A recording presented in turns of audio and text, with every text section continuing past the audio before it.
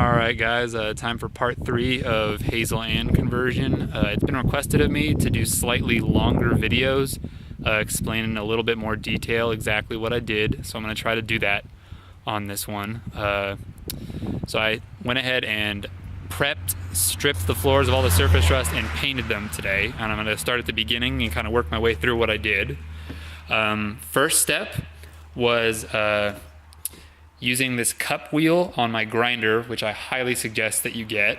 These cup wheels cost $4 or $5 at Harbor Freight. Go a hell of a lot faster than using one of those little ones that chucks up on a drill. This saved me a lot of time and energy. Like I said, only $4 or $5 if you already have a grinder. Once all that loose stuff was up and stripped, I went ahead and swept the entire bus, got all the dust up.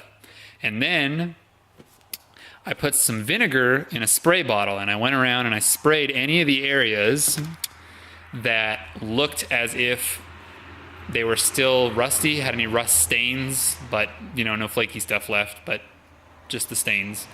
And that vinegar really helped eat through the stains, got them up. I let it sit there for a little while, and then I kind of feet sweeped the bus with a old towel, and it kind of just took a lot of that staining right up.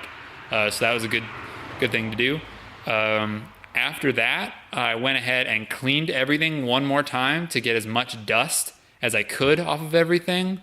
I think a good tip is, instead of trying to use a shop vac, I used my regular vacuum cleaner. It's Shark, just because it's got that nice fine particulate filter in there, and so it got a lot of that fine dust up off of the floor.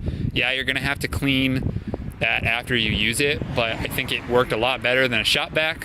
Shop vacs a lot of the time they don't have as fine of a filter, and it'll let a lot of that dust spray back into the bus, and you really don't want that when you're getting ready to paint. So yeah, once that was done, I was ready to paint. I used a high density foam roller, which is right here in this bag. I'm just keeping it wet. High density is good for smooth surfaces. I really think any exterior paint, especially an exterior paint that is a paint and primer in one, or a paint with stain blocker or anything like that, is going to work really well. Just make sure you clean the floor well first, like I said. This is just some bare paint and primer in one that I had laying around from a previous job, so I decided to use that. I think the floor came out looking really nice. All I have left is to get the edges here with a brush, but I'm waiting for the second coat to dry right now. Once it dries, I'll go ahead and do all the little corners and stuff by hand. But overall, I think it came out really nice. The paint's gonna stick really well because I made sure that I prepped really extensively, like I said.